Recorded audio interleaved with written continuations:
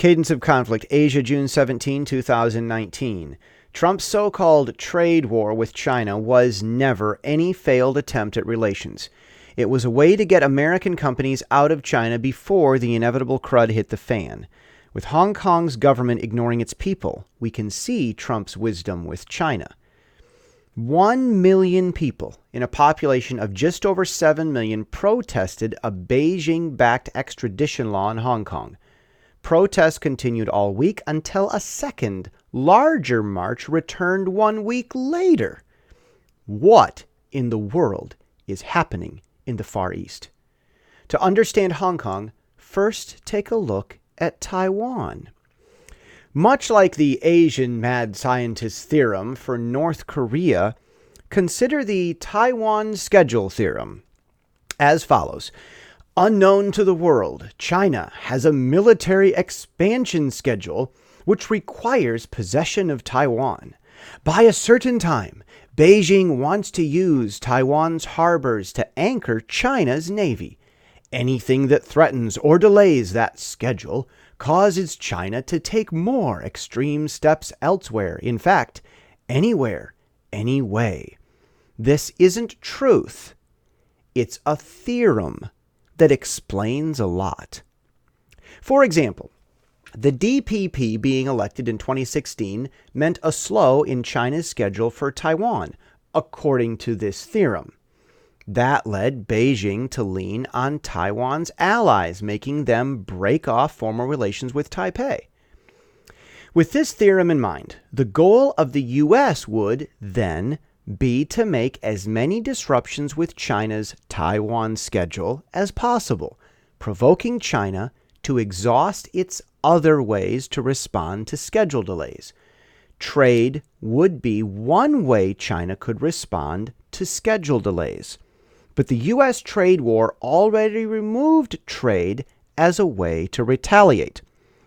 Another way China expands its power is through unofficial loans.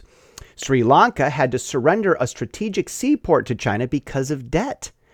Moreover, if countries borrow Chinese money off the books, then government bond values are inaccurate.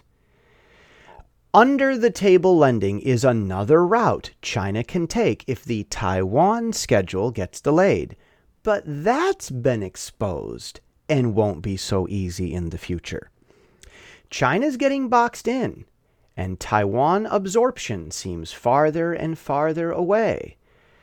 With snowballing U.S.-Taiwan cooperation, including the FBI scene last week, also including the $2 billion in arms sales, China will see more delays. Protesting the G20 set for June 28, 2019 in Osaka would be another way Beijing could retaliate for delays in absorbing Taiwan. But Trump already promised tariffs on yet another $300 billion in goods if Xi Jinping doesn't show. Chinese ambassadors to G20 countries are promoting anti-U.S. sentiment. Will those countries be likely to side with China against the U.S. just because a Beijing ambassador told them what to do?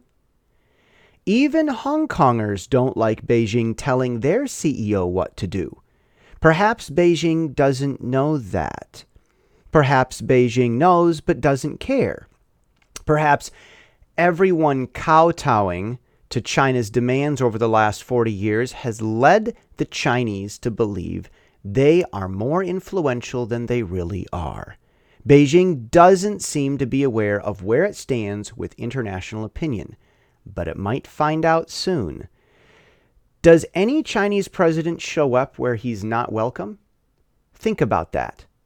With Trump's G20 threat in place, if Xi Jinping shows up at G20 where his anti-U.S. diplomacy efforts unwelcomed him, then people will think he succumbs to threats and is weak.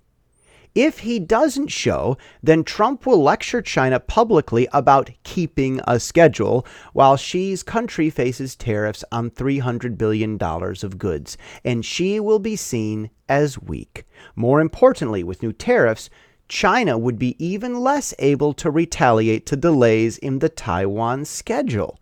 Either way, drama over G20 exhausts China and leads to a checkmate. If Taiwan is considered a playing card, then it is a trump card, as they say. Taiwan might be a chess piece, but not one that gets sacrificed. Taiwan may be the pawn turned queen to hold the king in check at the end game. Now consider Hong Kong, where two other countries, including China, extradition law brought out 1 million Hong Kongers in protest twice. CEO Carrie Lam outright ignored the protesters twice. She's sad. Not about her proposed extradition law, but that the law is opposed. Ignoring 1/7 of the population when they march in the streets is a bad idea in any country, in any universe. But Carrie doesn't care, thus reflecting the worldview of any Beijinger. Taiwan responded by deciding that it would not cooperate with the Hong Kong extradition law, even if passed, until human rights were addressed, and only if Hong Kong heeded the opinion of its people in choosing whether to pass the law. Without Taiwan's support, the largest, if not only, reason known to the public for the law has vanished. And it's all because of Taiwan. One important factor in the Taiwan schedule is the upcoming election. Things seemed to be leaning toward Mayor Han of Kaohsiung for the KMT Nationalist Party. But the events in Hong Kong over the past week have weakened Han and almost certainly assured a second term for Taiwan's incumbent, President Tsai. That means only more delays in the schedule. If Beijing can't get a grip on Taiwan quickly, Beijing will tighten its grip on Hong Kong even more. But Hong Kong is small and already attached to the mainland and doesn't lend itself to much in the way of retaliation. Too many changes in Hong Kong law and countries will break treaty with Hong Kong, and the Asia's World City show will be finished. Once Hong Kong is no longer sufficient for Beijing to lash out over delays with Taiwan, the only retaliation left will be to invade Taiwan. That was Washington's goal all along. A fight for Taiwan that requires Pentagon intervention and long-term presence after, and China started it. Beijing might be willing for a pro-unification candidate to win Taiwan's election. But if other things crowd in too quickly, say the U.S. normalizes with Taiwan, the 2020 election wouldn't help the Taiwan schedule either way. Beijing needs to give Washington a reason not to formalize ties with Taipei, and so far they haven't. G20 will decide a lot. China voting absent will decide a lot more quickly. Based on this Taiwan schedule theorem, expect more jeers and insults leading up to G20 from both sides at the end of this month, and expect Beijing to try every way to tighten its grip on Hong Kong. And that is the cadence of the conflict already seen in the Pacific.